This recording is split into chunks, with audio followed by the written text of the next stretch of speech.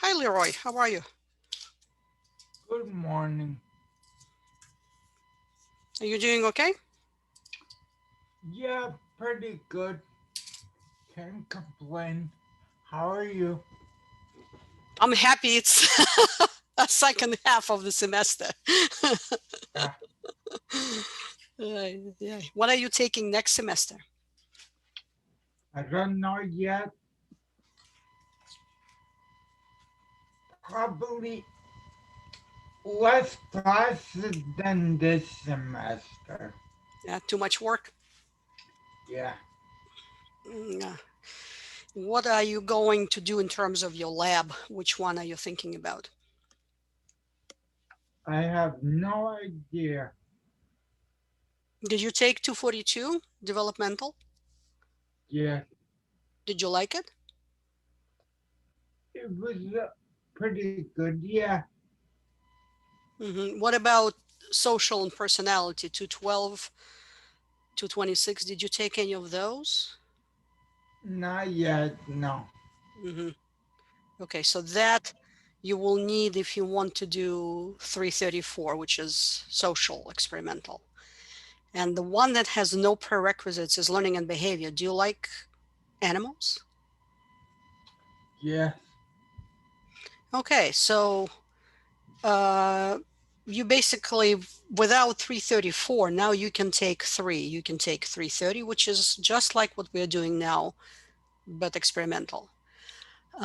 Or you can do 335, which is children. So mostly you'll be working with tapes of children's behavior and motor development, language acquisition, stuff like that. Or you can do 330, learning and behavior, in which you will have to train pigeons. I think I'm in 335 right now. Hold on. Hmm. But you haven't taken stats yet, right? 266. No. Hmm. Okay. So you have a choice. That's nice. Hi, Karen. How are you? Good morning, Professor. How are you? I'm okay. And you? I'm good. Thanks for asking. Hi, Becca. How are you? Good. Okay. Everybody is okay. Right. We are, moving along nicely. No, I'm in 345 with Sarah Burger. Oh, it's motor development? Yeah, And how do you like that? it's okay. It's a hard class. That's a 300 level, Leroy. You don't want it to be dumbed down, right? Yeah, Okay, so if you taken 242 and you're taking 345, you will be well prepared for 335. The question is, do you want to diversify your experience in psych courses? I'm always for it. That's more work, you're right, if you're going to go into different directions. But in general, that's nice. When can you be more experimental than now? yeah, Now is the time. That's what I keep telling all students, not just undergraduate students, saying, you guys, now is the time to be adventurous. Once you go into grad school, PhD or that level, you can't. You have to really do the work. And so you have to be careful. But as undergraduate, you can test yourself and see what piques your interest. yep. That's what I'm trying to figure out. Like, which direction I enjoy more. Okay. So you may want to then perhaps uh, line up your courses in such a way that they will lead you to a particular master's program. That's something that you might consider, right? Yeah, Perfect. Then, of course, you would like to maximize your chances. But then I always suggest that you should look at the program or programs that you are considering and see what the requirements are for these programs. It is often the case that they may list courses that you don't have. or we don't even offer at CSI. That's often the case with people who want to do speech language pathology. It's a professional degree. But for speech language pathology, there are a bunch of courses that are prerequisites. And if you don't have communications major, which in that sense, which we don't at CSI, then people who want to become speech language pathologists have to take additional courses that we don't offer. So if you have already a program in mind, Leroy, you should look at their requirements and see if there is a particular course that they want, but you may not have it. Then you could, we have a consortium, you can take courses at other CUNY schools. You could then maybe do something that would prepare you better. Have a look when you have time. And not submitting. No, I didn't get anything from you, Diamond. I'm sorry. Oh, I emailed you because I was having an issue for some reason. My quiz wasn't letting me like finish, and then when I tried to log it in and then eventually try, it just kept logging me out. And I'm pretty sure it was a connectivity issue on my part. Uh-huh. I don't know. I didn't get any messages from you. I last time I checked my email was around 10 p.m. When did you email me? Around that time, but it was telling me this yellow notice that said again. Oh, because you probably did you start late? No. I mean, did you start after 9:30? Uh, yeah. Okay, well that's the issue. That's the issue. It doesn't look the quiz I is started right around 9:30. So after 9:30, it logs me out automatically. it might even not let you start. That's one of the issues. No, I It started you around started. 9:30, like before, but it was very close to it. So if it wasn't completed within like Hmm. before 9:30, it would log me out. Hmm. Well, since I didn't get anything from you, I was not aware of the problems that you were having. But 9:30 is all right. So do you really because remember two lower grades are going to be dropped. Do you really want to take it? Or you okay and just let it go? I do want to take it. Okay. Then during break, remind me and I will reset it for you with a password. Okay. Okay, thank you. Okay, guys, let's start. Thank you for coming. Let's see. Let's record. Make sure that. Oh, there's recording. Okay, good. Okay. So let's go into our PowerPoint. Professor, just to confirm, on Thursday the draft is due, correct? Yeah, Karen, let's Okay. talk about it in a second. Okay, All thank you. right. Let's go back to this. Okay, I know today is not a required session, so not everybody is here, but let me just see out of people who are here. Rebecca, Diamond, Karen, oh, guys, you guys are all good. I don't need you. Goodbye. If you see your partner on the slide, so there are 5 people who need to do, this is your participation points. This is the up to 50 points throughout the semester, up to 4 points per week.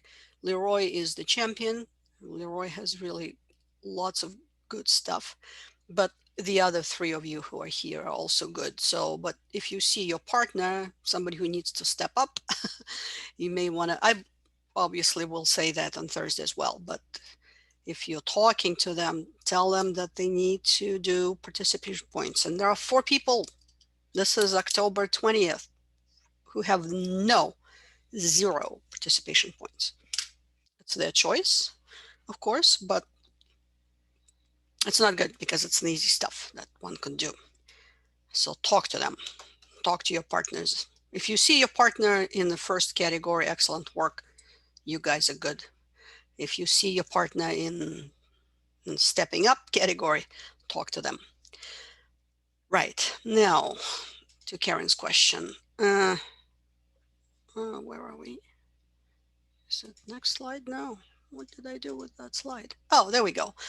Okay, so on Thursday, we will spend the first 40 to 45 minutes maybe talking about amnesia. Obviously, it's an interesting section of memory work. This week is the last week we'll be working on memory. So we'll be saying goodbye to this topic. If you find this topic interesting, like I said before, I suggest that you take 385. It's not offered every year. Mm, it is offered right now. It's running. I think there's somebody who actually is taking it simultaneously with this class, which would be everything is going to be about memory. And then the rest of the class, hopefully more than an hour, we'll spend on lab 2 report. So these are the few steps that I suggest. I have posted your data on Blackboard. I've posted actually 2 files. One is the required file. That's the one that you need to do the simplest data analysis possible. In this case, it's a t-test. It's exactly the same t-test you guys did for lab 1. So there is no excuse now not to know how to do it. Again, I suggest that you use JASP. It's really, really easy to use. It's beautiful. It's so much better than SPSS, or it's not as good as R, but you don't need to learn programming for JASP. So I suggest you download the required file and do your data analysis. Literally takes 5 minutes, no more than that. For those of you who are interested in being challenged, I don't know if there's anybody who would like to do that. I have posted the second file. The second file has all our data, not the reduced one. And that will be the exact same replication of the statistical tests that Nairn and his colleagues did in the paper. It's exactly the same one. So if you read the paper, the results, you'll see the statistical analysis you did. So if you are up to that, and if you want to try and then ask me questions on Thursday, I'll be happy to answer. I'll be happy to show you what needs to be done. And then, Karen, all I'm asking you is to do as many paragraphs as you can by Thursday. If you do 1, it's fine. If you can do 2 or 3, even better. If you can do most of it, maybe minus the discussion, which is the most difficult one, that's the best. And I would like you to do all your work in your Google Doc, right? So that we can then talk about it. And I will ask different groups, obviously you're working with your partner, not individually, to share with us some of the paragraphs that we can critique together.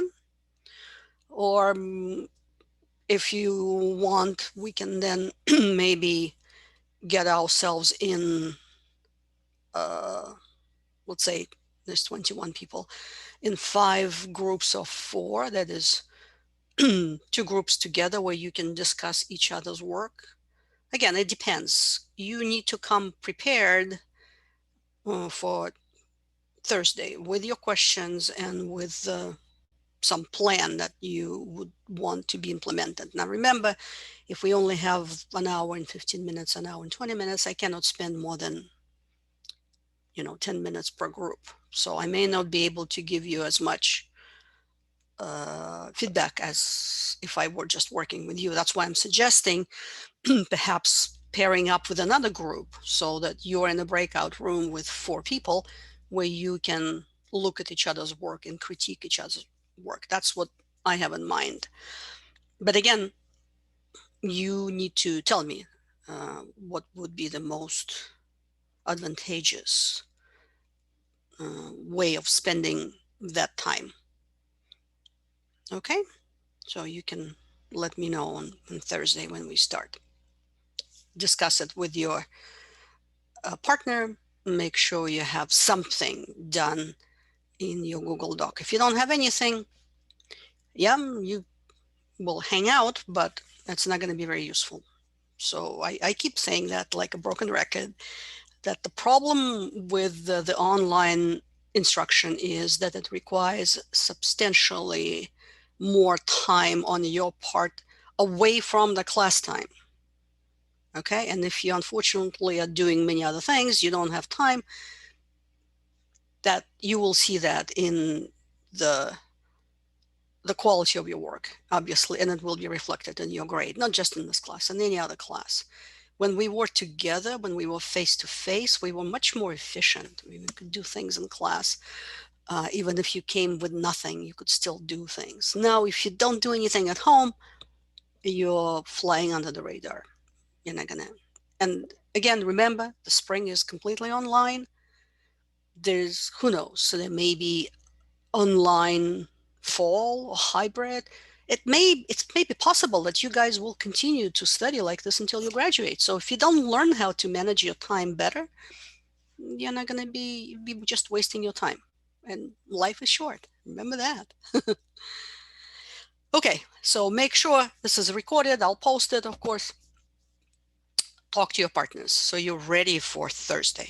If one of you is more statistically savvy, that person could start with data analysis, another person could start with writing, whatever. Does anybody have any question or suggestions before I move on to chapter 7?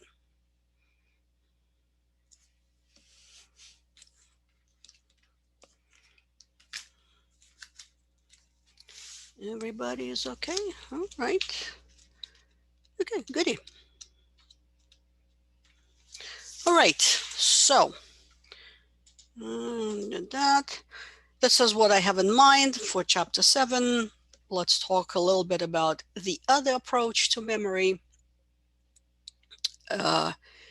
Memory's reproduction. That's what we have been doing for the past 2 weeks. Now we will move on to a completely different way of thinking about memory, more of naturalistic memory, excuse me, which we will refer to as reconstructive memory. And again, as always, I'm trying to give you more of information from the classical cognitive psychology. The direction where cognitive psychology is going these days is neuroscience, which is impossible for me to squeeze into the format of this course. That's why 232, our physiological psychology, just an old name for neuroscience, would be an excellent companion to this course where you can learn more about sort of brain-related approaches to cognition. So Bartlett, Sir Frederick Bartlett, is a famous psychologist from the UK, of course, long dead since then. Then we'll look at the 7 Sins of Memory by Daniel Schacter, who is at Harvard, a very prominent psychologist who does a lot of applied research in memory. And he has this wonderful book. If anybody is interested in sort of layman's approaches with stories and implications for science, that's not the only book that he has written. There is another one from 1998, I think. Then we'll move on to a couple of little things, not so little, but eyewitness testimony, false memory, misinformation paradigm. And there's another important psychologist, Elizabeth Loftus, that we'll talk about. And we may want to, if we have time, we'll finish with flashbulb memories. I don't think we'll have time for repressed memory controversy. That's a good topic for somebody who would like to do a blog entry on that, which has been all the rage in the 1990s. Not so these days, but interesting. Okay, so let's start with sort of switching gears from memory's reproduction to memory as reconstructive phenomenon.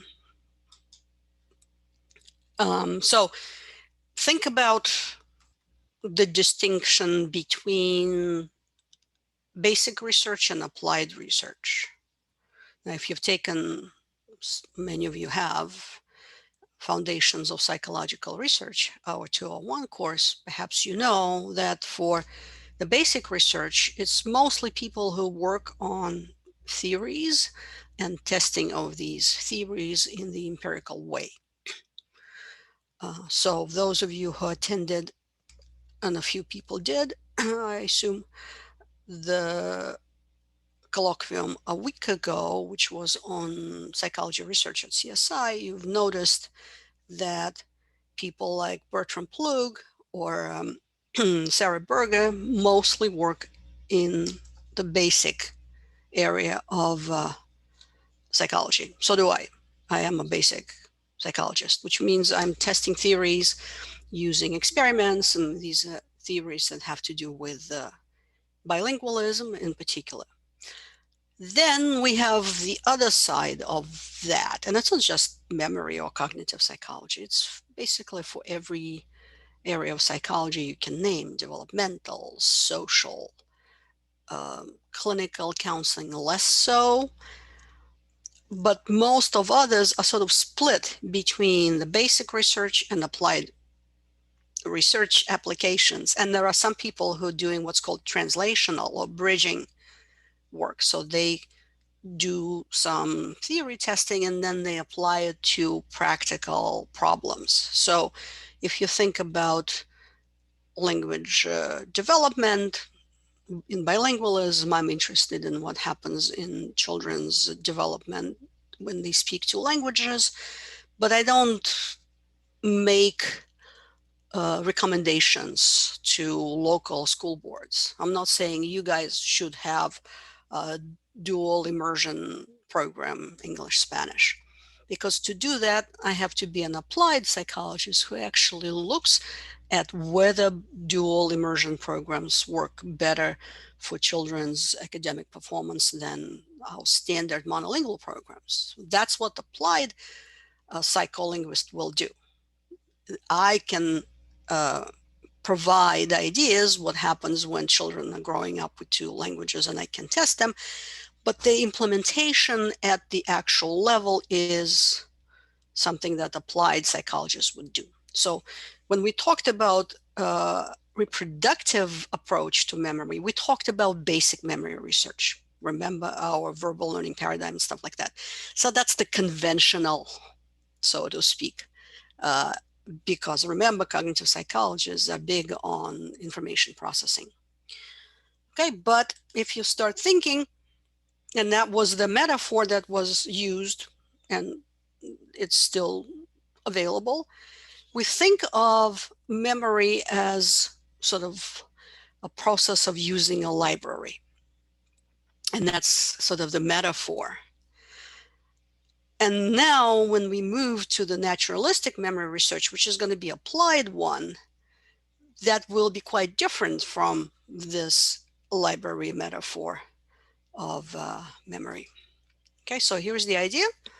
Remember our 7 principles of memory framework that I used. So I don't know why these 10s are here, whatever.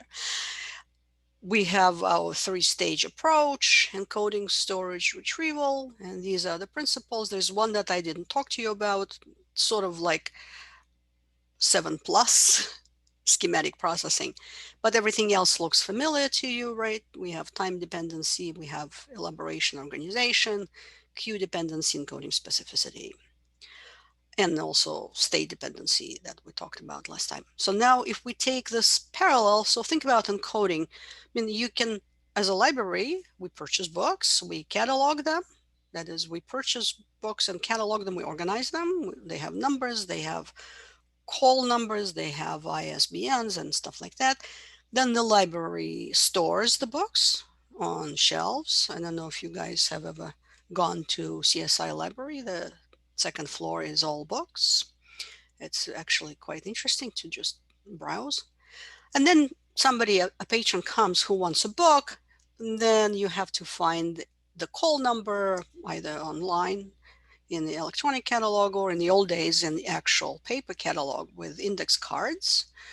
It will give you the location of the book. You're going to go there, browse through the books, find the correct book using that call number and read the contents. So that's the, so there is no way of making any errors here unless there's a call number that's wrong or the book has been misplaced. Somebody put it in the wrong place. And so that's the sort of memory as a reproduction approach. But there are problems with that, right? The problem is that it assumes that whatever you're going to remember, now I'm switching back to memory, is going to be exactly the way it happened. Again, another metaphor that people have used, and there is a book called Metaphors of Memory if you're interested. Uh, it's like a camcorder or a video camera or whatever. It's just records everything that happens with you and stores it in your mind. So video is not going to be full of errors because that's what it is. That's what happened. Okay, but it's a good solid view of memory, but not necessarily a complete one. Otherwise, they would not have been chapter 7 in our textbook called Memory Errors, right? That's our chapter 7. Okay.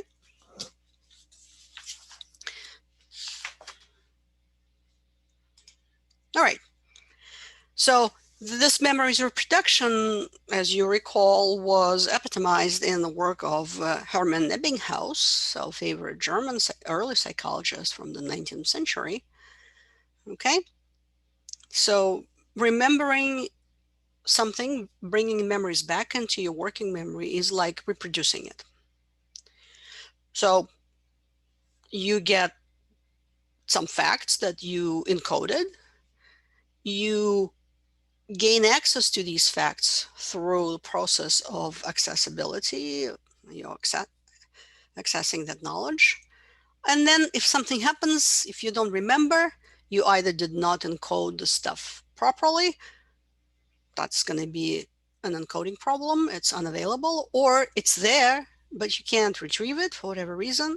That means it's poor retrieval. So I'm just going over the stuff that we're already very familiar with from chapters 5 and 6. Now, that is another thing that is very obvious to anybody who starts looking at this from this point of view. You would say, well, but very rare, maybe the babies, very rare that we make, so to speak, memories with nothing in the background, right? Usually, as adults, we have plenty of other information, either semantic knowledge, right? Semantic memory, facts, or episodic memory. And that's the stuff that we've lived through, our experiences. All of that is already a part of us. So when the new information comes in, whether you are elaborating on it or organizing it, you will have something to latch it onto in your mind. And what happens, you have knowledge of various events, obviously from the episodic memory into semantic memory. So you may have a particular idea of what a visit to a dentist looks like. All right. Well, of course, these days it's a little different, but usually you arrive, there is a receptionist, you check in, they give you another form to fill out. Has your insurance changed? Then you're going to go, you're being called by the nurse, take you to the room, they put the bib on you, and so on. So all these steps are generic. So if you're going to go to another dentist, there may be some slight variation in the procedure, but in general, it's going to be the same. And we call it schema, or sometimes you'll see schemata, which is another plural in Greek. This is a Greek word. If you go to a different dentist in a different country, again, there will be some variation, but the schema will be the same. So when the new information comes in, you're hooking it up to some schemas that you already have. And if there is something that is not the same as in the schema because your experience was a little different, once you have to recall this event, you may fill in that gap with what you already know from the schema, not from what actually happened to you.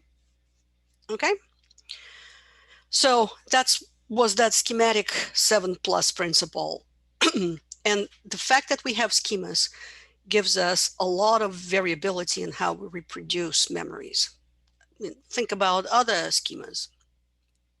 Going to a birthday party, let's say a child's birthday party, going on a cruise, not that we will be doing that for a while, and on and on and on. We have multiple schemas, schematas, stored in our memories from our personal experiences. And when we have lots and lots of them, then we have this sort of generalized schema of this particular event. So I'm going to show you a nice little picture, okay, of an office of a faculty member. I want you to look at this picture for 30 seconds or so, and I'm going to ask you a couple of questions about it. So the idea is that your task is try to memorize what you see in this photo. It's not the best quality, but it's okay.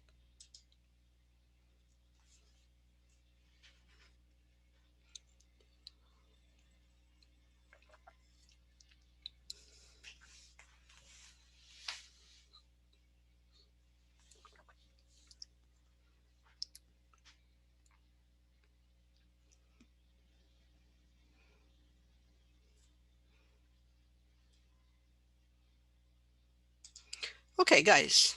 Now in the chat, where's my chat? There it is. Type in what you remember.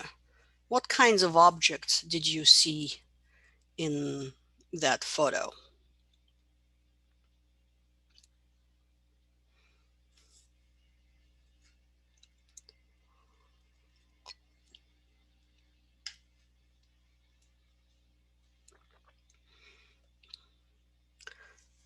Okay. Mm-hmm. Mm-hmm. Mm-hmm. Good. Good. Mm-hmm. Perfect. Screwdriver. Nice. Okay. Did you see a globe there? Carpet, yeah. Okay. Mm, no, you didn't.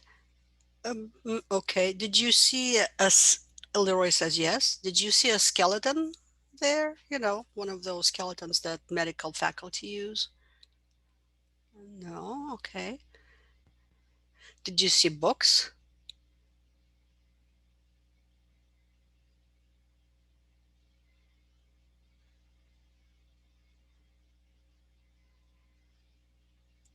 Beautiful. Okay. So this was the actual experiment. The experiment was the participants were brought into this room one by one. They were left there for 2 minutes. And the idea was that the research assistant was going to prepare the lab and call them. And 2 minutes later, the research assistant would go to the room, fetch the participant, take him or her to the lab, and ask that one question. Did you see any books in that? Did you see books? So now let's have a look.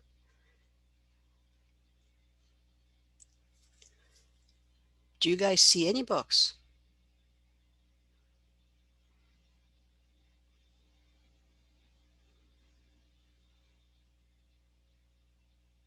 Papers are not books, Rebecca, right? You know, a book that looks like a book, right? That's what you would see, right? A book, a multiple, maybe 2 or 3 or stacks. A binder.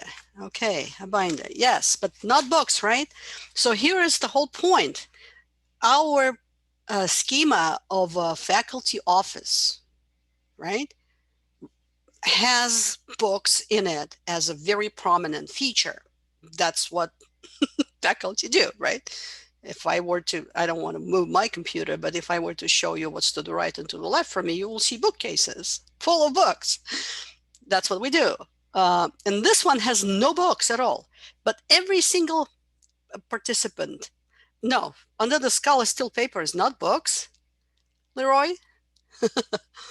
Um, our schema is very prominent. It tells us that if you are in the faculty's office, and remember, this is 1981, okay, no computer, but books.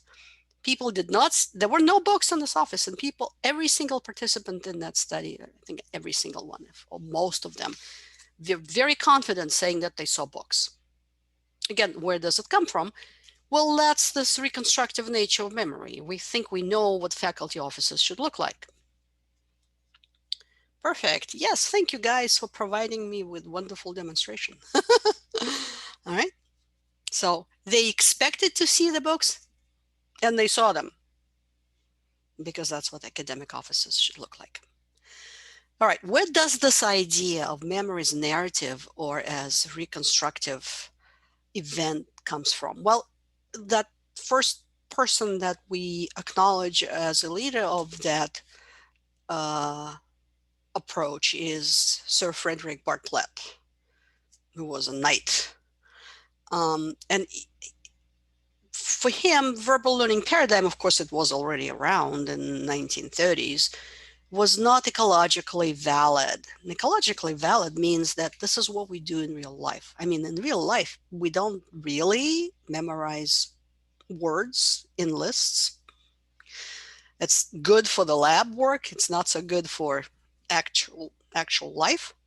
So he suggested that sort of memory and recalling and remembering is more like telling stories. And again, the stories do not come from nowhere. They come because they're grounded in our personal experience. So he decided to show how it works by using memory for stories, not memory for lists.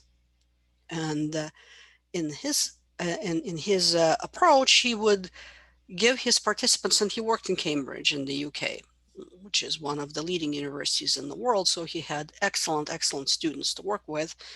He would give them a story to read, sometimes twice, sometimes more than that. And then he will ask them to repeat the same story or retell it after a retention interval, which could be a few minutes, could be a few days, could be even years, right? There's also something called method of serial reproduction. That's like playing the broken phone. I don't know if you guys are familiar with this little game that children used to play when somebody's whispering to the neighbor, and then the neighbor is supposed to repeat that to the next person. And of course, throughout the serial reproduction of the story, distortions happen. Yeah, there you go, on telephone. So that was his basic philosophical objection to the work that was done by Herman Ebbinghaus. I mean, who cares about nonsense syllables, right? Or even isolated words, because that's not what our memory is like in everyday life. For Bartlett, remembering is to tell a story. So for this, he wanted to have stories that were not sort of banal, not so trivial. He wanted to have interesting stories. He wanted to have stories that were unusual. And he asked his participants to remember the whole thing. So what he used was Native American stories. They are more familiar to us than to the UK students or participants. And these were Native American stories from the state of Washington. So I am giving you a chance to participate, so to speak, in Bartlett's research by doing activity 8.1 on Blackboard with the most famous of his stories called The War of the Ghosts. Okay, the stories were collected by Franz Boas, the person on the left of that slide. Boas was a linguist, a social linguist who traveled across different states, including the state of Washington, and he recorded the stories that were provided to him by still living members of the tribes, or the First Nations, as we call them. in Canada. And then Bartlett used these stories in his research. So um, for this activity to work, you just have to follow the instructions that are presented on the blackboard. Okay, do that. That's a lot of fun. And as we move away from 1932, almost 100 years, right, 88 years, it becomes even more obvious how reconstructive our memories are. So what Bartlett found, presumably this is what you guys will find, is that his Cambridge students committed a number of errors when they were retelling the stories. As they progressed, doing sometimes the retelling of the same story more than once, they would lose more and more details. They would keep the gist, what the story was about, uh, but then they will be losing more and more. These are called the errors of omission. That is, they were omitting information that was supposed to be there. But they were also making errors of what's called the errors of commission when they introduced stuff that wasn't there.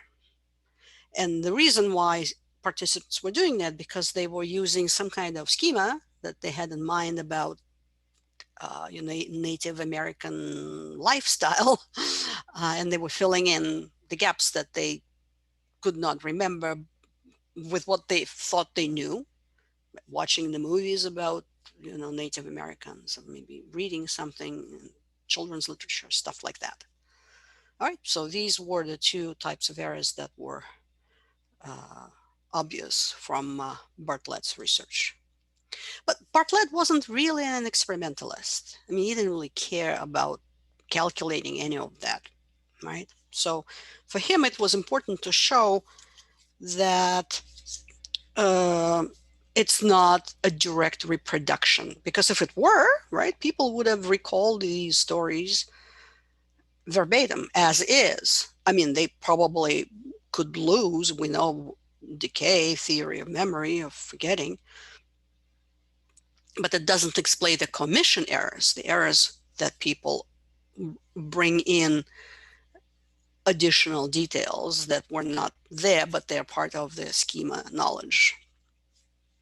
So we fill in these gaps in our memories with our general knowledge of a particular phenomenon and beliefs, perhaps, and our personal experiences, giving us reconstruction.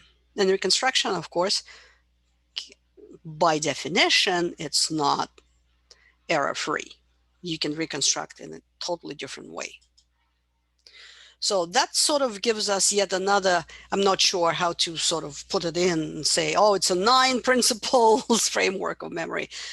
Just a reconstruction principle. The memory of an event is a function, right, of a blend of information retrieved from the actual memory traces, right, from that event, and information that comes from your general knowledge of this particular type of event, or your beliefs, or your expectations, or your emotional involvement with this particular stuff. So the bottom line is we do not reproduce them, we reconstruct them. And therefore, we get a lot of distortions and omissions and commissions. So that takes us to, very naturally, to this work by Daniel Schachter. And you have that in your, oops, is it falling away? In our textbook, right? The 7 Sins of Memory that you guys read about. Daniel Schachter, like I told you before, is a Harvard psychologist whose specialty is applied work in memory. And this is his wonderful classification of why do we omit information? Well, the first one, transience, obviously, is related to the decay theory of forgetting. As time goes by, the memory trace becomes weaker to the point that we can completely fade away.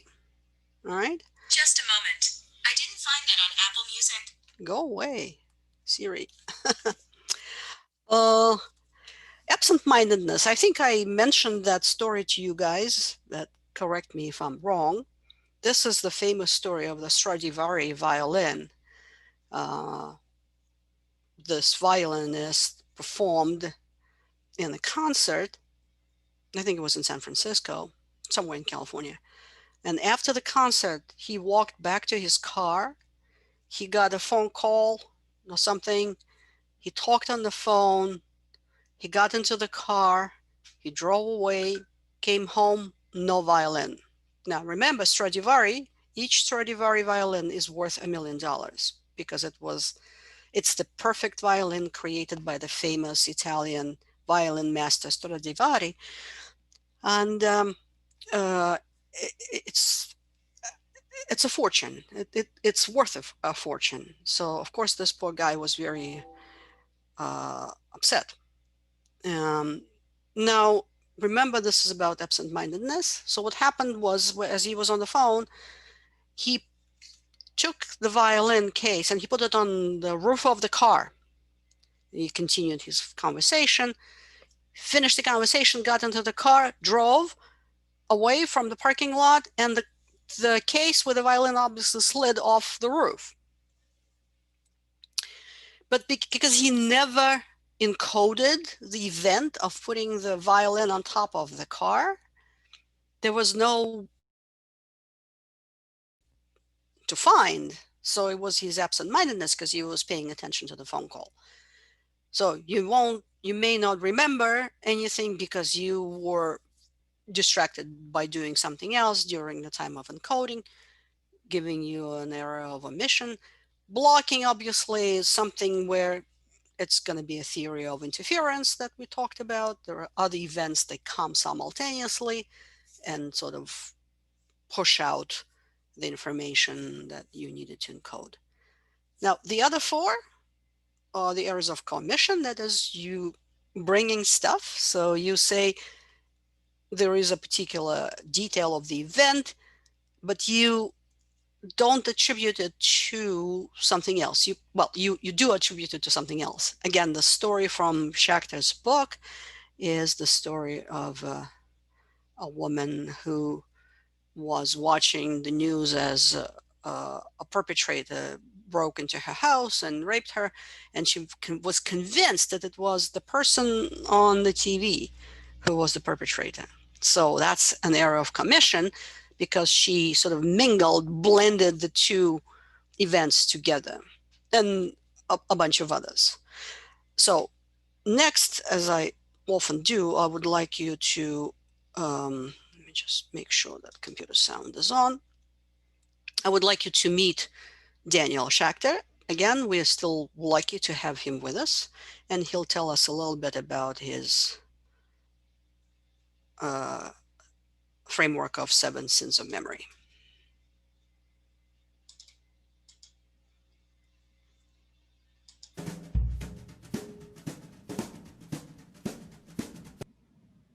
Just stop for a second. Do you hear the sound? Do you hear the music?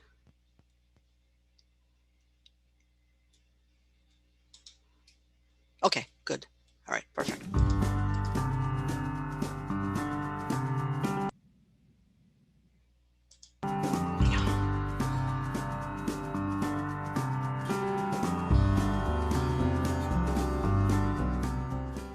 Hey, I'm Daniel Schachter. I'm a psychology professor at Harvard University here in the Department of Psychology, where I've been studying various aspects of memory for the past 25 years since landing at Harvard.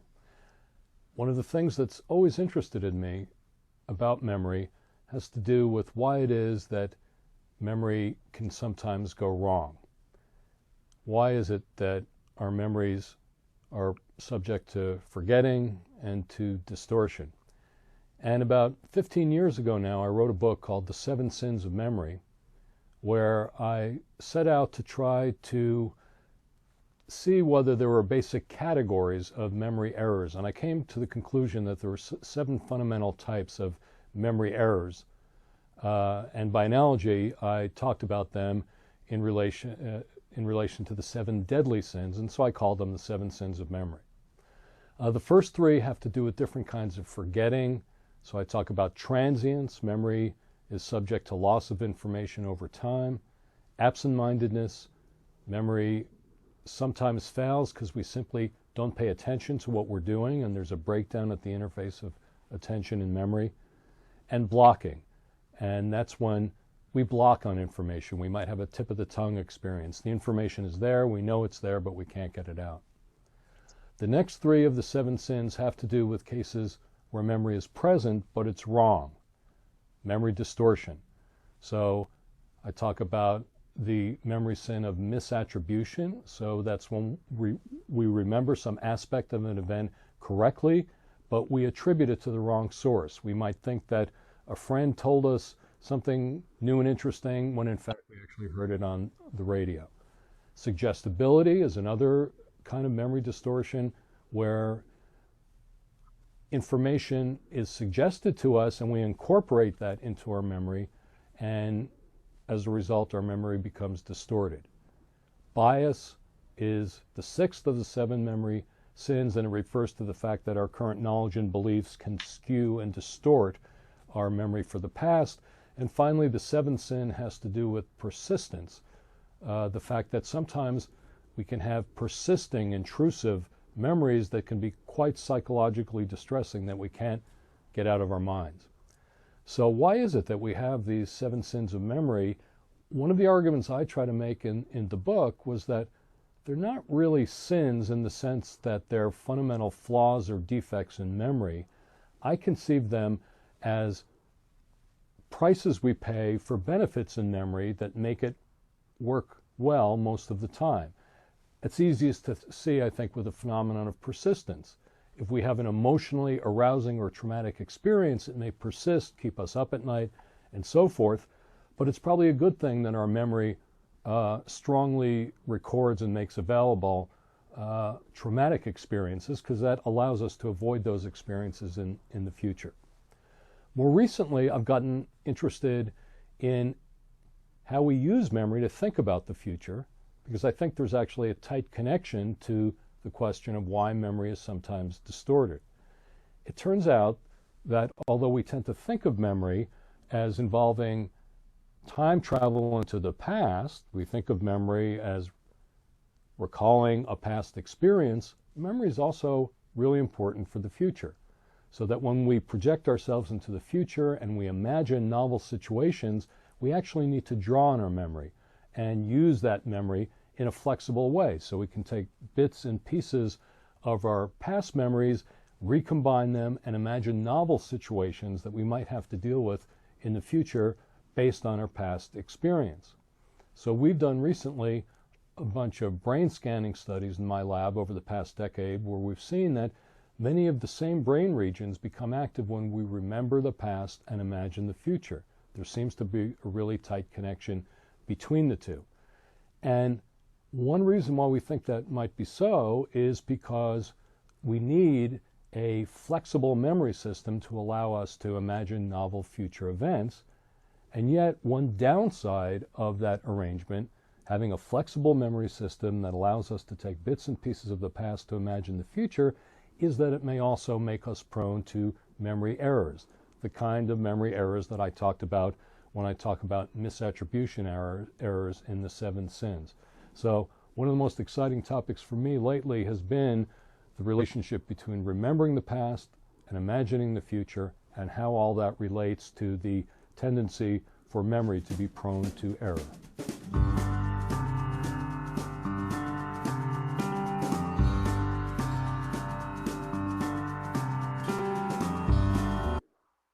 Okay. Actually, before we continue, does anybody remember how this type of memory for future is called?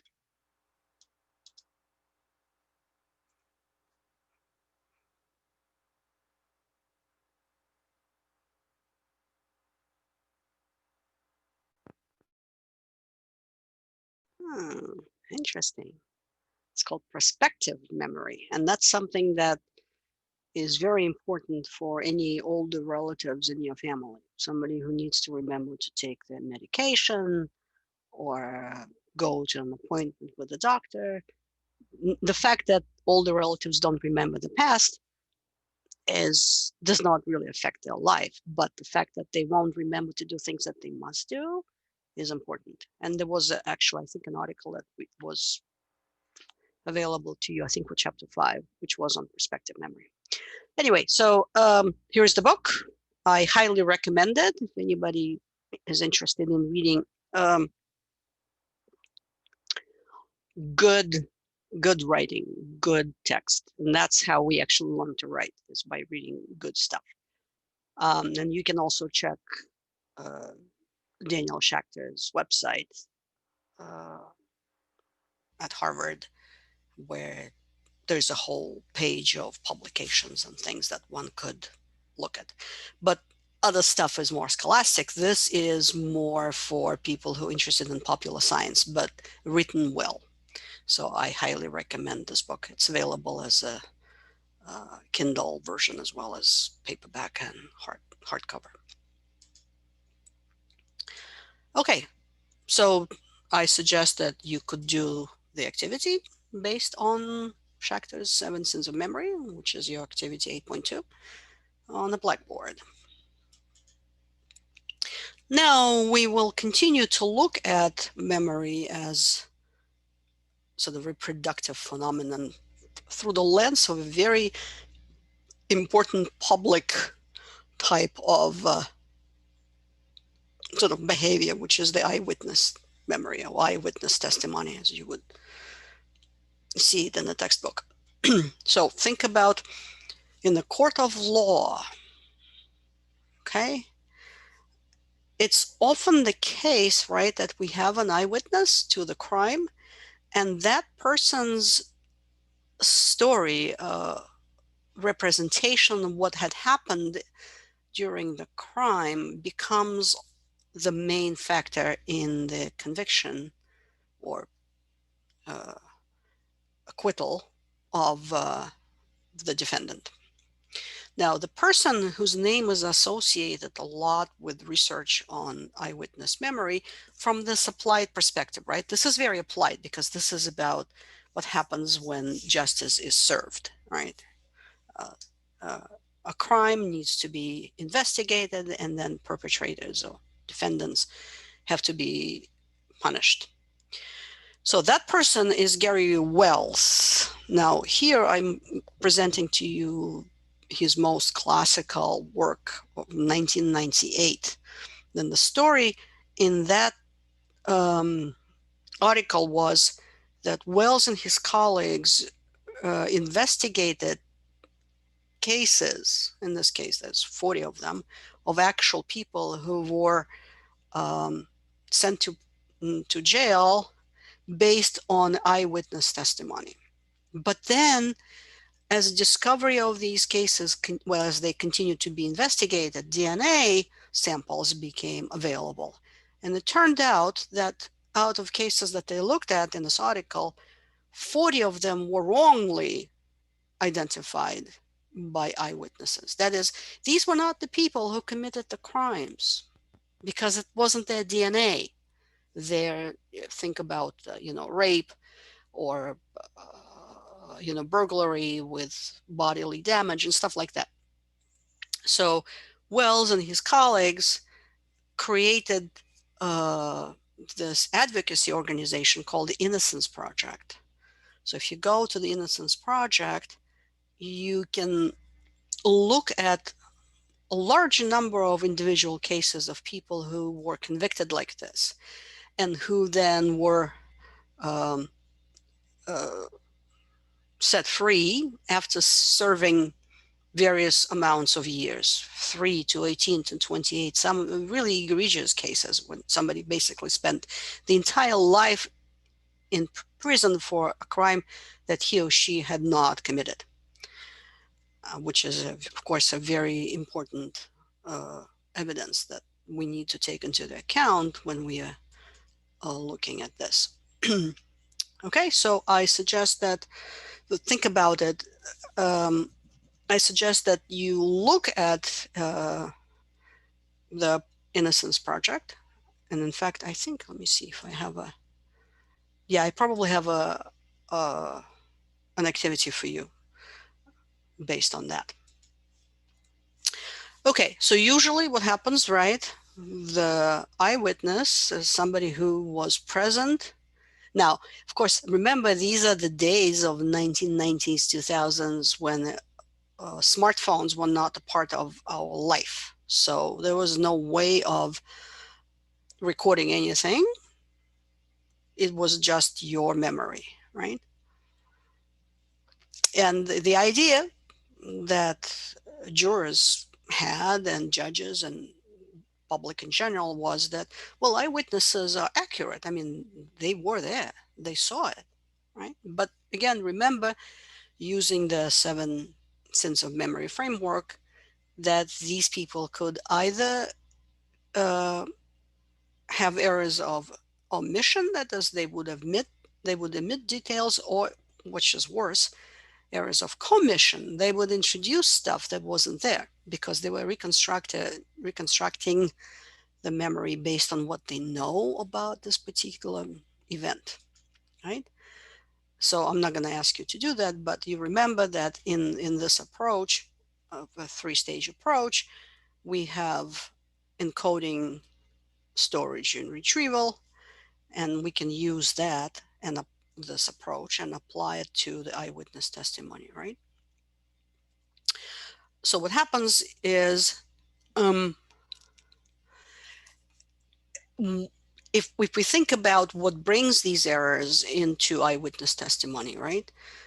In addition to the sort of general approach of transience and blocking and absent-mindedness, these are the errors of omission and bias, misattribution, and so on, and errors of commission. There were actual studies that tested these ideas in sort of naturalistic setting. I mean, you don't create an experiment with a crime, but you can sort of simulate that.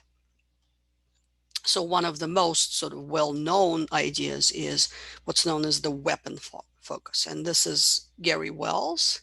He's at Iowa State University. Again, in another groundbreaking experiment that he published in 1998, they showed student participants a short security tape. And again, remember, this is 1998. The quality of the tape is not that great. It's a little grainy. It's black and white. But they actually saw the gunman for 8 seconds. That is actually a lot, right? And then they were given a picture where there were people that looked like him, but it wasn't him. And every single participant identified a gunman in that group, while he was not actually present there. And the reason why that happened is because, as Wells and Bradfield hypothesized, is that people were focusing on the weapon. So they were looking at the gun. They were not looking at the perpetrator's face. And that is what's known now as the weapon focus. When people are in a situation when they see a weapon, that's what they focus on, because obviously that's what they need to pay attention to. And this is how it worked in this particular experiment. It's called, it has a very interesting title. Good, you identified the suspect. Now remember, that's not how we cite in our text. This is just for the purposes of teaching. So they saw the video, then they picked the perpetrator from the photo spread, a lineup with photos. And then the experimenters told them one of the three things. They said, okay, the criminal is in that photo array. So that's a confirming feedback. Or they didn't say anything one way or the other, or they said, no, the criminal is not there. And then you can see, then they ask people to rate how confident they were in their pick. When they received no feedback, that's the control condition. They were 4 out of 7, which is sort of in the middle. When they received the feedback that said, no, the perpetrator, the criminal is not there, then their confidence in terms of identifying that person went down. But for those who thought, because the experimenter told them that the perpetrator was in the array, the confidence that they selected the right person was very high. Again, it's because they were not looking at the person's face. This is a different experiment, but the idea is similar. These bars represent the details that people recalled in, again, another stage of experiment where there was a shooting or no shooting involved, right? So in the what people remembered about the perpetrator was about 40%. These are the two bars on the left. Let's get something that will give us, yeah, good. So that's about 40%. They remembered more about the victim, about 60%. Well, and they remembered the most, almost identical to the victim, about the weapon. So they remembered it was a gun and it looked like this. But note the difference between orange and green bars, right? So when there was shooting, memory suddenly became worse. When there was no shooting, memory was much better. So when there was shooting involved, people were focusing on that event. And that's the weapon focus.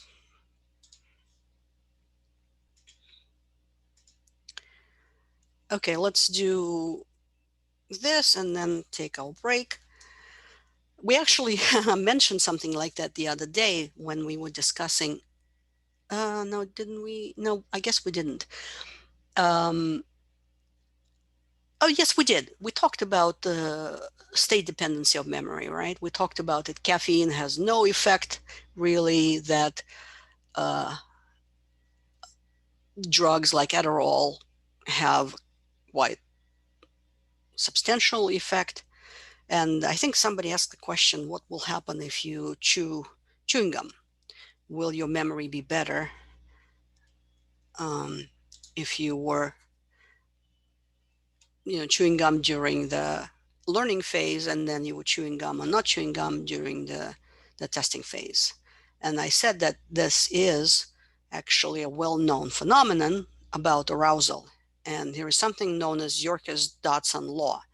And Yorkes-Dodson law is this function represented down here. So if you think about what kind of arousal you need to perform well, let's say we're talking about an academic test, a quiz or exam, whatever you have to, it looks like the level of arousal matters. So if you are sleepy, your performance is not going to be that good.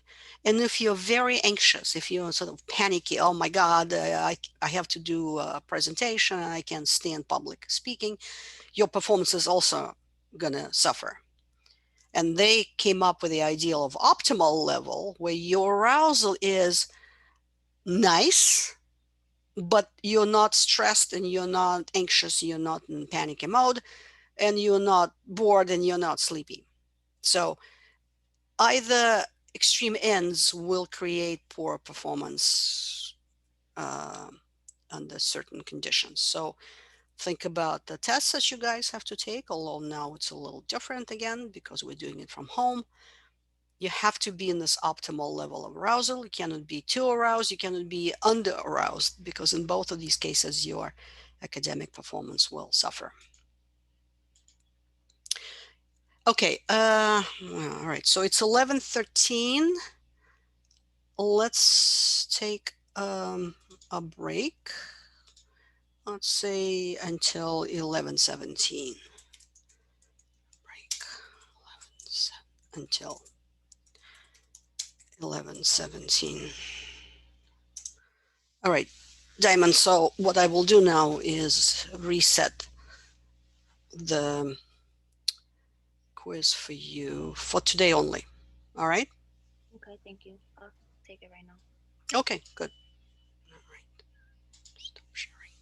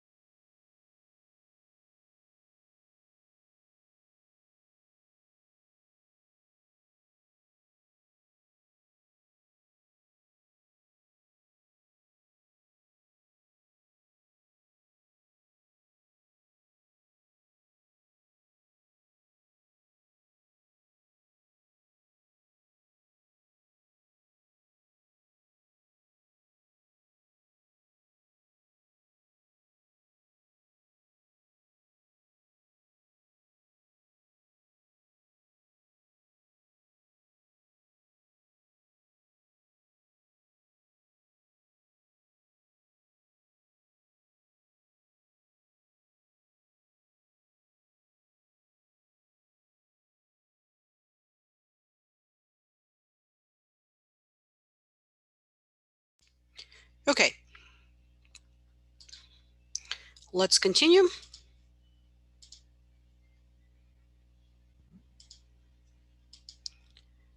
Another interesting case that we have in the sort of eyewitness testimony has to do with what's known as other race effect, which means that we are not very good at distinguishing faces that come from other races.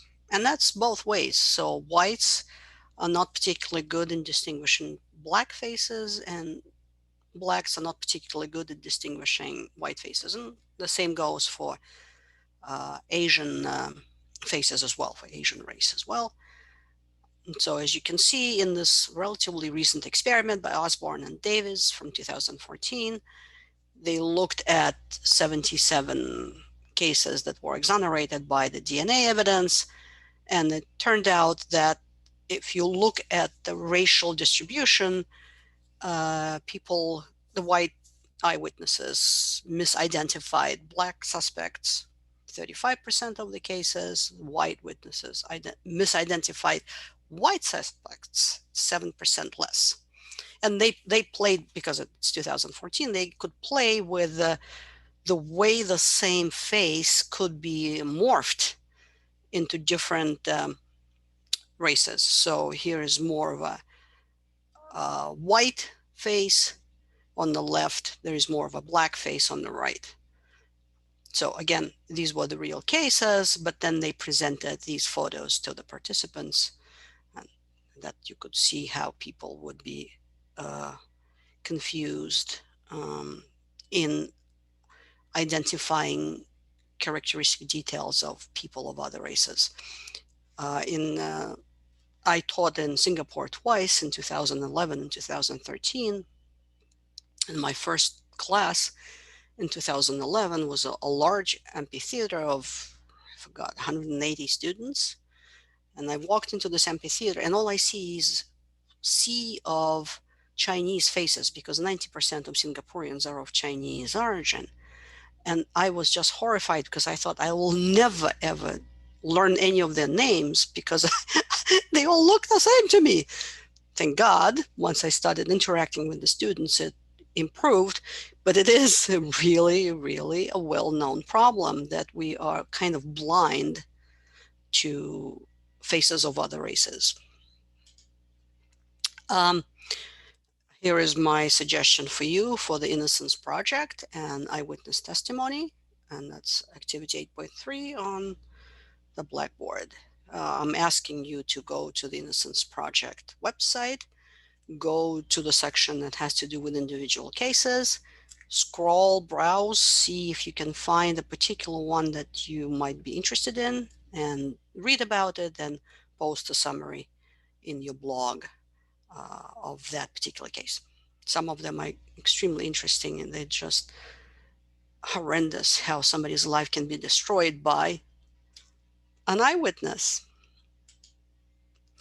And I don't think we want that, so let me skip this.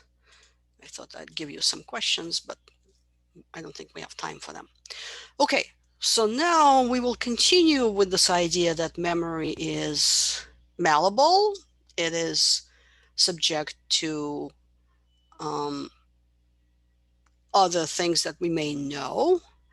In particular, this is a well-established phenomenon called MPI, misinformation effect. And the person whose name is associated with this is Elizabeth Loftus. That's somewhat older picture. No, somewhat, yeah, it's not particularly recent. Elizabeth Loftus is still with us. She's at the University of California at Irvine. And she is famous for this particular approach to memory as a reconstructive process using a laboratory procedure. So, well, the problem with anything that's naturalistic is, how do you study it? That's one of the reasons why the verbal learning paradigm was so popular, because in the verbal learning paradigm, we can control the words, right? We create the words, we set them up in a certain way, we do all kinds of stuff. So if you want to study this kind of memory, the memory that has to do with our everyday life, it's almost, I mean, how do you do that? Well, you can ask somebody a question, what did you have for lunch yesterday? But once you go, what did you have for dinner, I don't know, a month ago, there is no way that we can bring any kind of logic to this study. So it's very difficult. So Elizabeth Loftus in the 1970s, when she was still a graduate student and a young faculty member, created a procedure that we'll talk about in a second. Uh, and this procedure allows us to sort of simulate the study of eyewitness memory in the lab without actually sort of doing it in real life. And of course, since then, we've had many, many people who have looked at mock jury trials. Again, that's a simulation of an actual court case when the jurors are participants of the study. So the official name of this paradigm is misleading post-event information, MPI. So the event happened, then some information is introduced in various ways, and it's the information that comes after the event, right? So it's post-event. And the whole point of it is that it's misleading. That's not what actually happened. Of course, it's not like the whole thing is invented, although we do have some interesting studies of that as well. It's usually some details, but these details can be very important. So let's have a look at some of the examples, right? So it is a kind of a standard verbal learning paradigm, except we're not using words.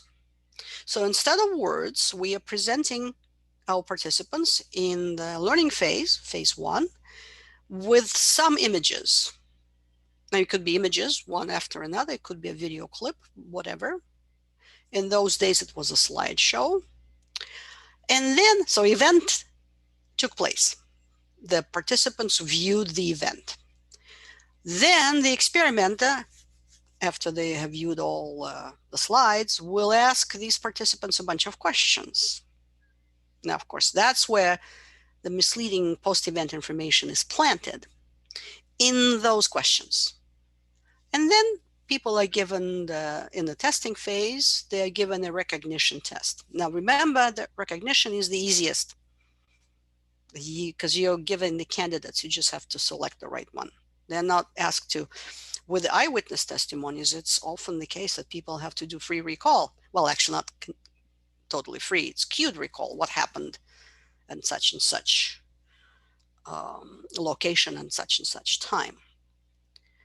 So in the way it is structured, it looks like the verbal learning paradigm. Learning phase, a retention interval, during which misinformation takes place, and then we have retention, we have the retrieval stage of testing phase.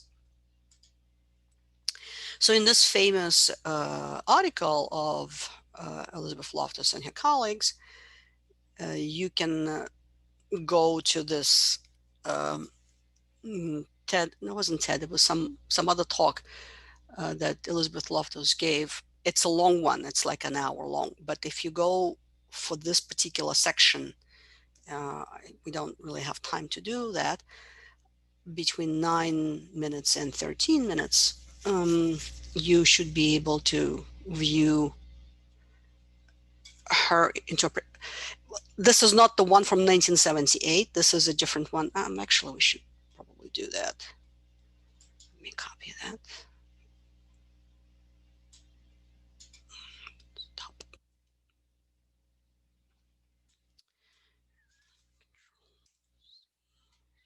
Share. So give me a second. We will just watch that. 4 minutes, we can do it. Paste and go.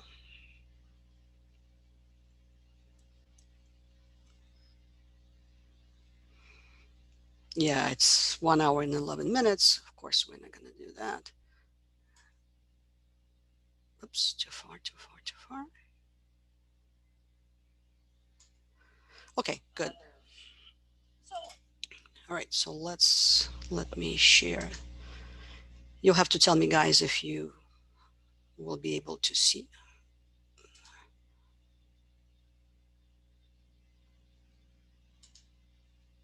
My share screen. It's this one. Share. Share the computer sound. Okay. Let me start and I'll stop and you'll tell me if you, I just need to make sure that you hear what she's saying. So it's going to be 4 minutes. How do we study memory distortion? Over the last many decades. Okay. Tell me in chat if you are hearing the sound. To make sure that you can hear it. Okay, perfect. All right.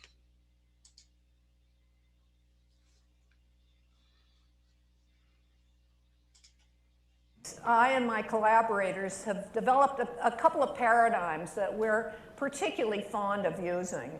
And one of them we sometimes call the misinformation paradigm.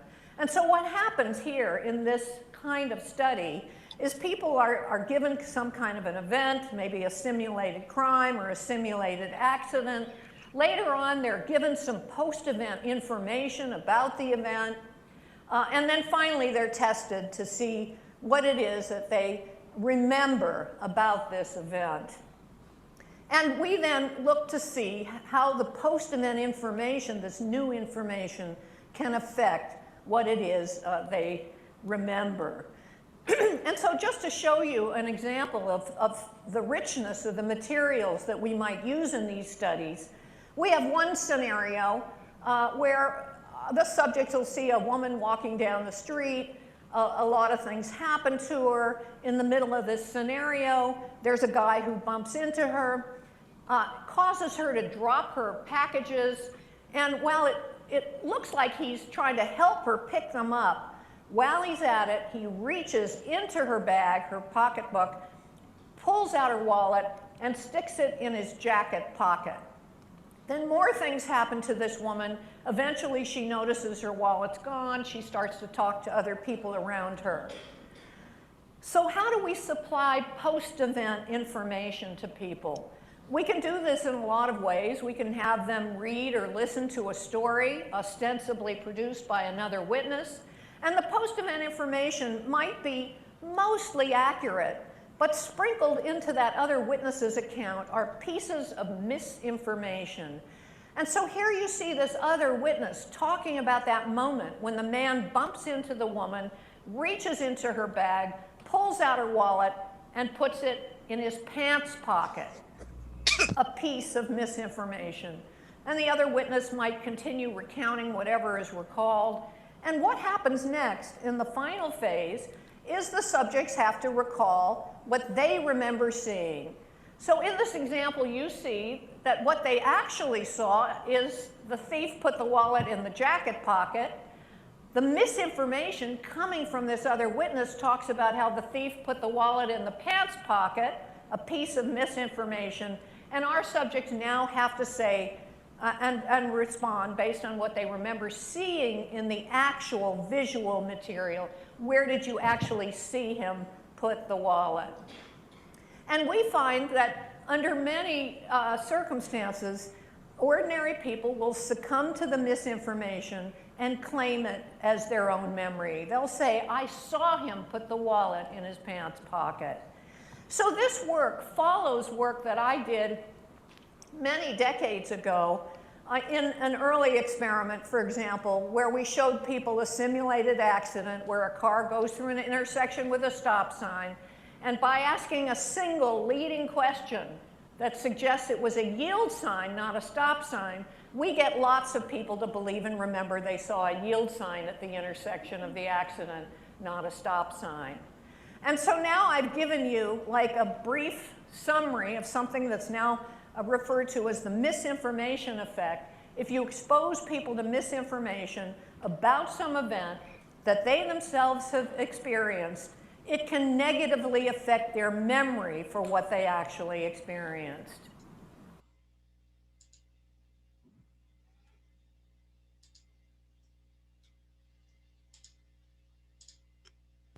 Okay, so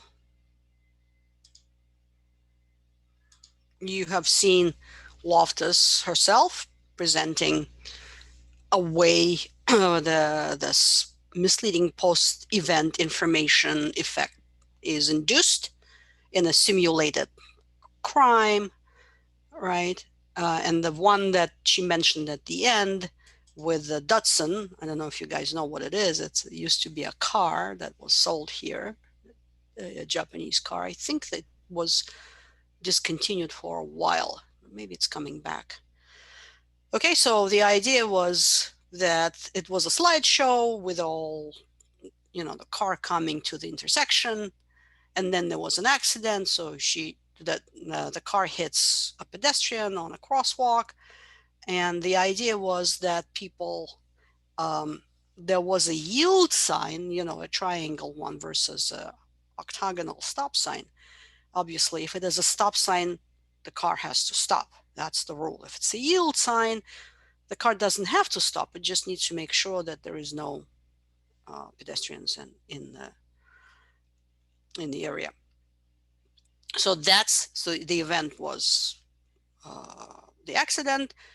Post-event information was planting the stop sign versus the yield sign, and then there was an answer to the question.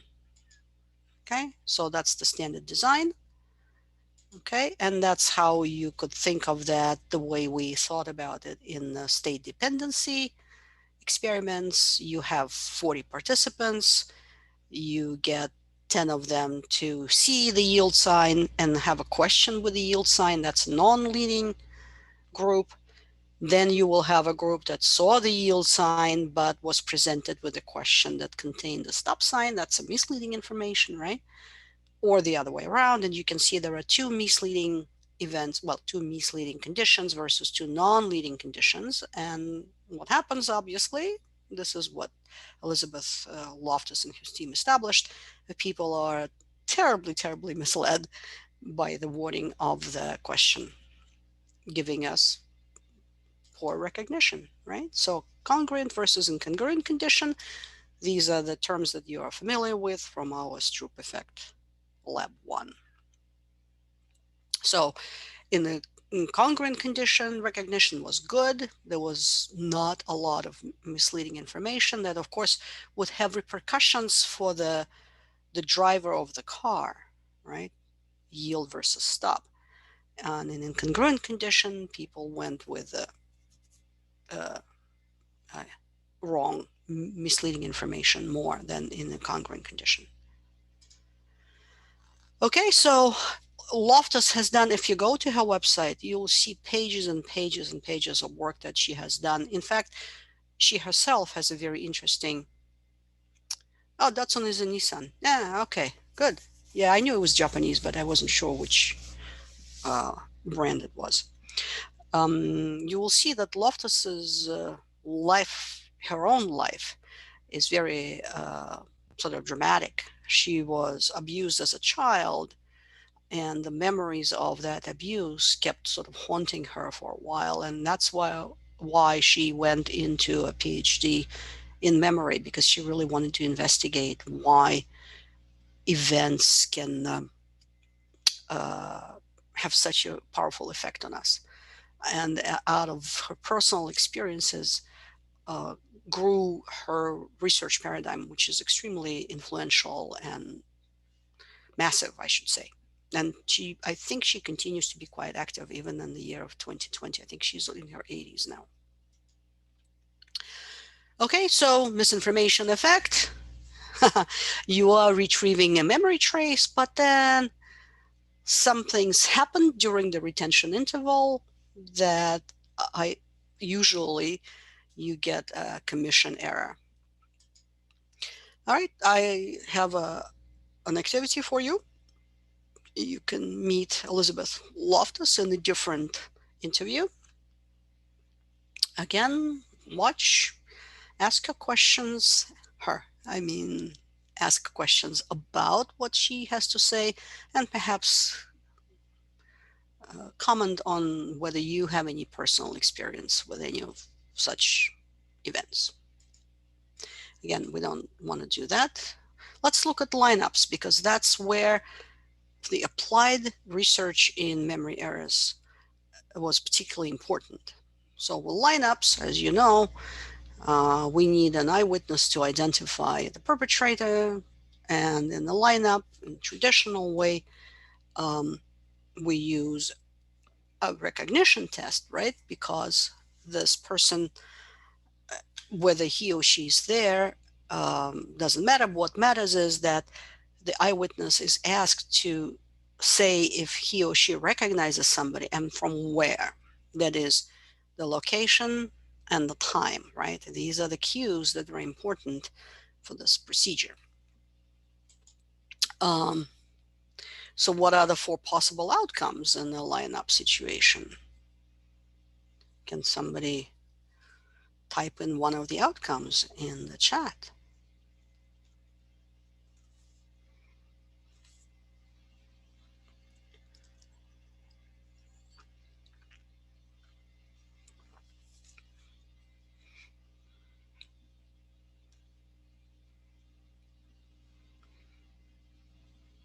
I'll think of the way Elizabeth Loftus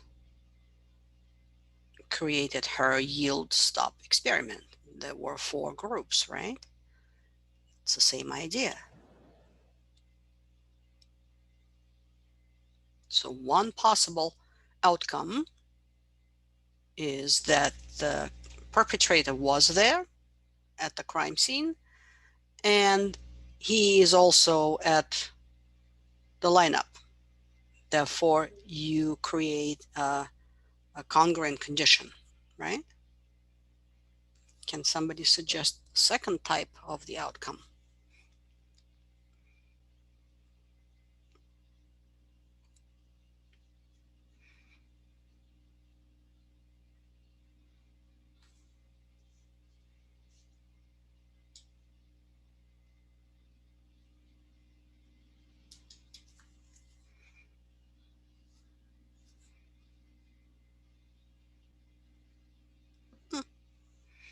You guys are doing something else.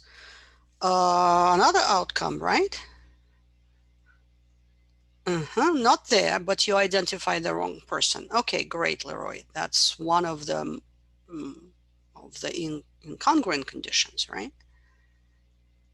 Another one, the person wasn't there and he is not in the lineup. Another congruent condition.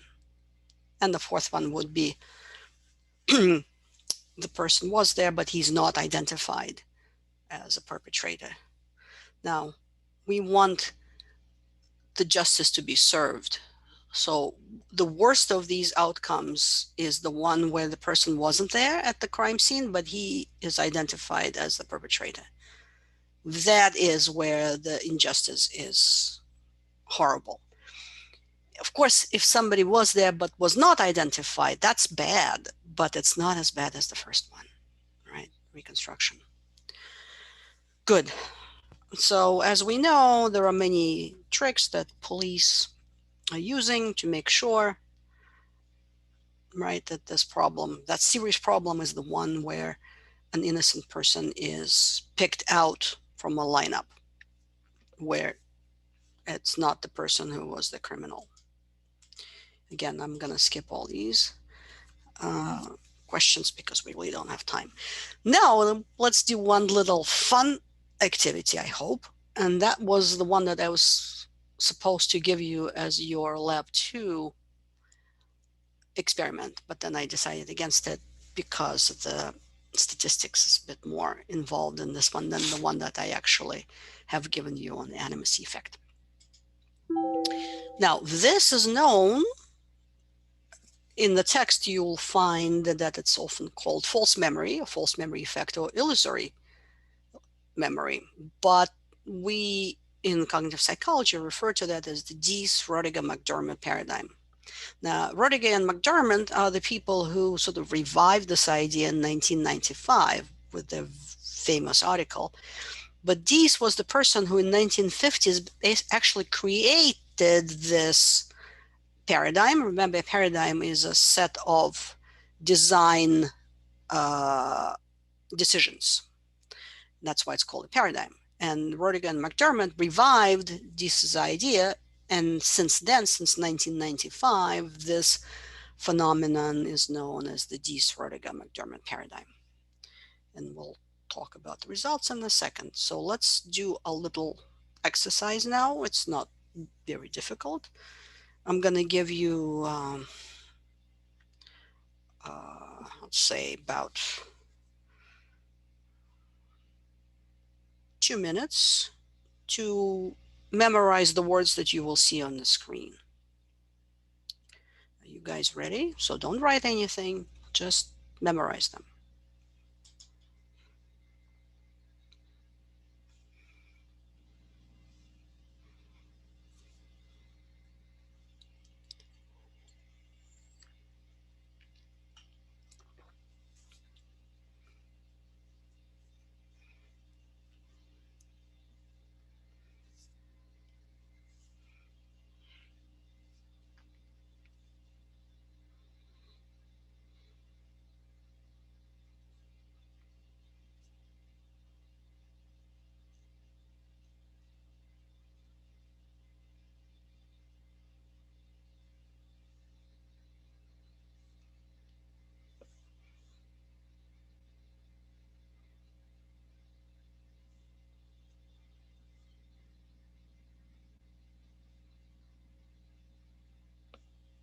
I'm checking time. Almost.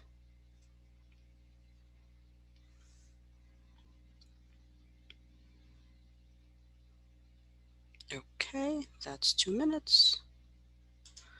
Okay, so here's my first question to you. Let's do it so we don't have to type.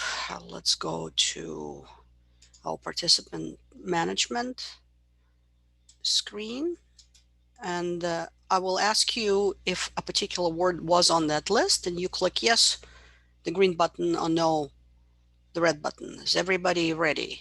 If you're not ready, tell me to stop. Okay, good. I'll clear all. So first question is, was the word syringe on that list?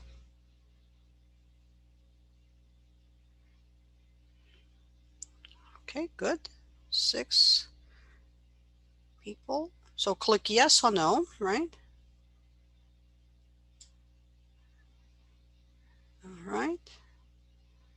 Nor, can you please vote? Excellent. Everybody's correct. Was the word I on the list?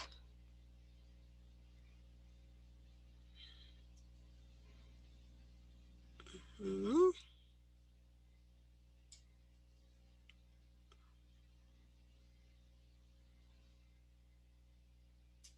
Okay. All right. Those who say yes are correct. Those who said no are incorrect. Clear that. Was the word knitting on the list?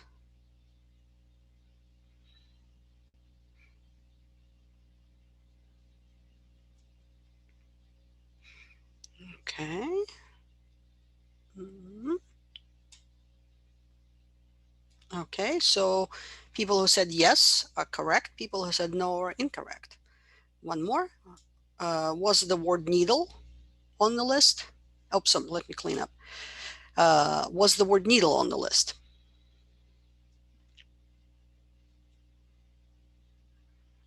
Okay, I think we have 7 people who vote. I think Nora is not doing. Okay, so this is the critical question. Okay, so 3 people said no, 5 people said yes. So let me kill this and go to the list again.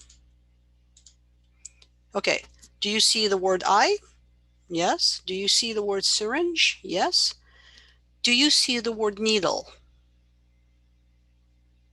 No, the word needle is not on that list. However, you guys, 5 versus 3, voted. Yes, the list made you feel like it was, because if you start looking at these words, thread, pin, patch, sharp, prick, haystack, right? Knife, maybe not so much. Hurt, point. All of these words are strongly related to the word needle, right? And therefore, you in your mind create this false memory as if you have seen the word needle, although you haven't. So that's a very interesting way of sort of invoking false memory effect in a laboratory paradigm as opposed to a real life. And that's why this is such a famous experiment in the DRM paradigm with the results. Okay, good, Leroy. Yes, but you'd be surprised at how many people don't remember what they read in the textbook. So it never fails. So here, eye and syringe and knitting are the old items. You're supposed to remember them as much as possible. The word needle is called a critical lure. It's the word that's associated with the words, in this case, 15 of them, but it's not presented. And then there are unrelated distractors, of which I didn't give you any examples. And I'm asking you to guess the recall of each of these types of words, but we won't play with that. I'm just going to show you the results. So if you study the items like eye, syringe, knitting, your recognition was the word on the list is pretty good, right? It's like 87%. That's the first bar. But what's interesting, right, is that the critical lure, which wasn't on the list, is recognized at almost the same level as the words that were there. And the word wasn't there. Meanwhile, the words that were not on the list are not recognized. There's like 2%. It's a very strong demonstration that our knowledge, in this case of words and meaning of words, semantics, influences our memories. And that's why Rodigan and McDermott's paper of 1995 is one of the classics. Now, the reason why I didn't give it to you ultimately, because I didn't want you to be in a position of doing a one-way ANOVA, which obviously I can't expect you to know. That's why I ditched it in favor of the animacy effect. But I would have expected, and I've seen it many, many times in my Sci 330 class, experimental psychology, cognition, perception, this pattern is replicated again and again and again. And Leroy, check this out.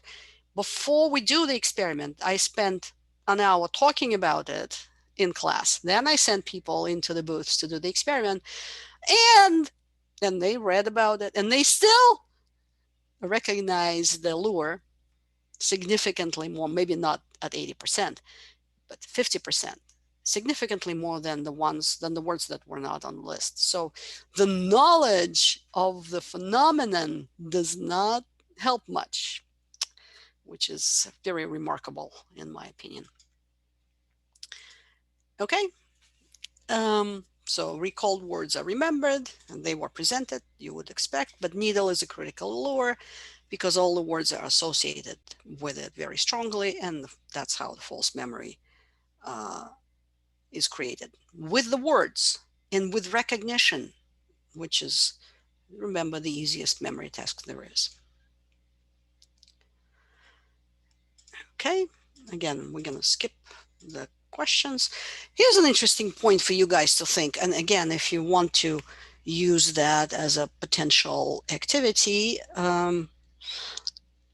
what happens with memory under hypnosis? And the reason why we ask these questions, it's sort of less popular now, but it used to be extremely popular again in the 90s and the early 2000s, is that this controversy of the so-called repressed memories. Now, remember Elizabeth Loftus' story. I didn't give you any details because I hope you might be interested enough in finding out on your own what happened to her. Is that people who suffer abuse as children often forget about it, so to speak, right? They continue living their lives, they step over it. Did they have PTSD? It's a separate story.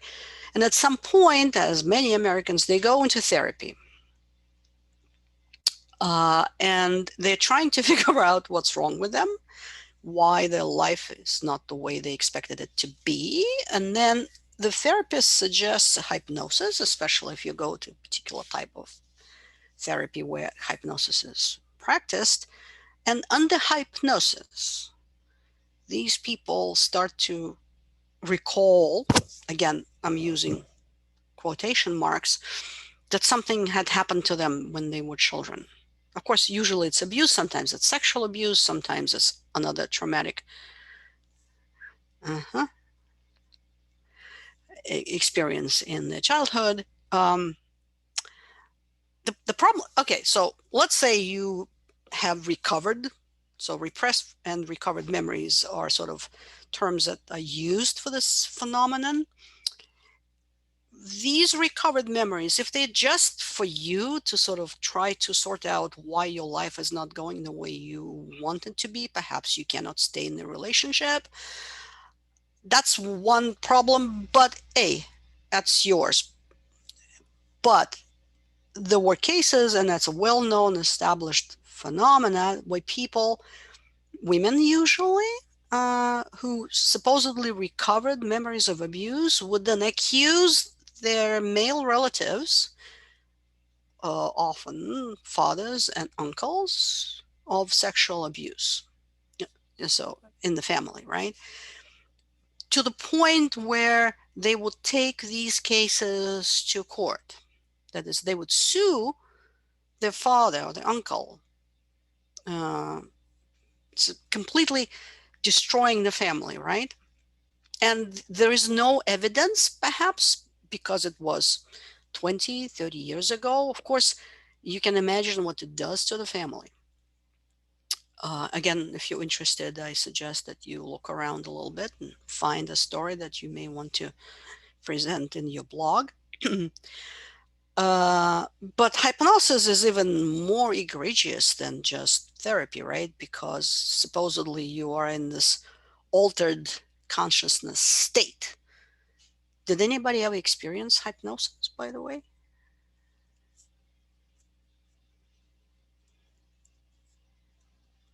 Ah, Leroy. What do you, can you maybe just save some time, unmute yourself and tell us if if it's okay, of course. Yeah, I went to hypnotist to try to quit smoking several years ago, but it didn't work. Thank you. Diamond, can you unmute yourself and tell us the story that you have witnessed, if it's okay again? Um, my freshman year of college, when I first went out of state, there was like this orientation thing, and there was like this guy who called himself a magician or whatever who came and he just chose random students, quote unquote random, and he was Mhm. basically performing hypnosis on them. He would say certain words and they would like drop like very limp and other stuff. But then after the fact, when you asked one of them like if they remember anything, they would say no. Like we showed them a video and they were like, I don't remember. Hmm, interesting. And Jeffrey would like to try. Well, th- uh, there is a lot of sort of negative thinking associated with hypnosis, and because it is believed that people who experience hypnosis are highly susceptible. They're highly susceptible. That's not a good character that you would like to reveal to the world. So hypnosis is a very controversial uh, procedure, I should say. But Jeffrey, hey, look, if you want to kick off a bad habit like smoking, did you actually manage to stop smoking, Leroy, without hypnosis? I stopped smoking when I was in the coma. So I managed to stop smoking then. And after I was in the wheelchair for a while and couldn't like go have a cigarette. And I was in the hospital and the nursing home for over a year.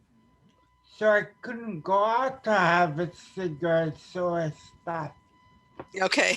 Well, of course, we don't want that kind of circumstances to help you kick off a particularly, you know, dangerous habit. Okay, so hypnosis is something that you guys might want to investigate if this is your cup of tea.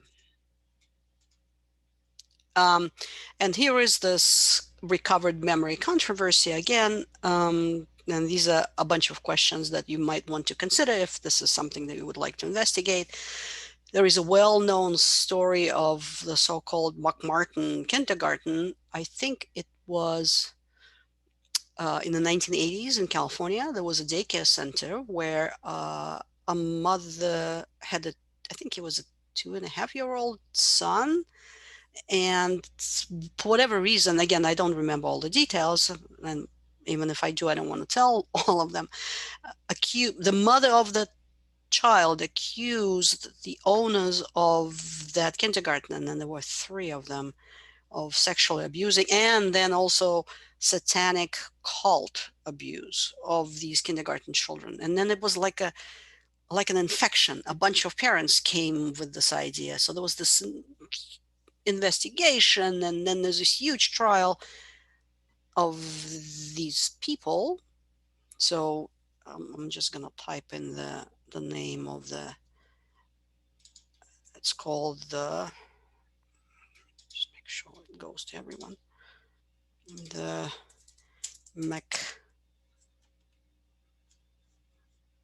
McMartin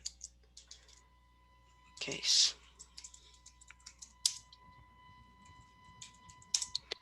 All right, so you may want to, if that's something that you would like to do as an activity, look for the McMartin case. Let's see if we have anything else that we need. Let me just spend a couple of minutes on the flashbulb memory because it's not that well explained in the textbook. The flashbulb memory is a metaphor for memory that's very emotionally loaded. That is, yes, Leroy. That's there were several cases. This is the most famous one. Okay, so here with the emotional memories, it's because they're so emotional, they kind of are edged supposedly in our memory, and we remember them better than our regular memories. Okay, so the classical examples in the old days were the Challenger explosion. Perhaps you guys know of that spaceship that blew up in the sky 7 seconds after it was launched from Canaveral. Even before that was JFK assassination in 1963. So for your grandparents, could have been a flashbulb memory. For many of us, it's the 9/11. Some of you are probably were too young to remember that, but you can ask your parents, and they'll tell you that the memory is very vivid. They will be able to tell you where they were and what they were doing. I can tell you that on that day, my daughter just turned 5.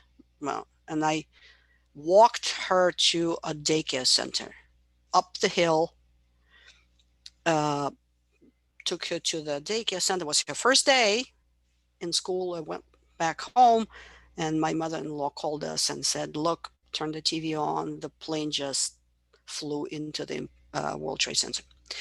So, and now that was 19 years ago. And I remember all of that. I remember that it was a beautiful sunny day and was warm. And my daughter was wearing a short dress because she was 5. She was really happy. And we were singing on the way up the hill to that school. All these things. I would never remember any of that if it were not for 9/11. So that's what the flashbulb memory is. Okay, at this I point. have like very vivid memories of that day, but like when I go my timeline doesn't really make sense. Mm, interesting. Like I was on the way to Manhattan. I worked about 2 blocks away, Oh but God. I overslept that day and was running late. The bus started going. It rerouted to the ferry, turned around, and dropped everyone off. And I remember turning on the TV, and that was when the building Ding. fell.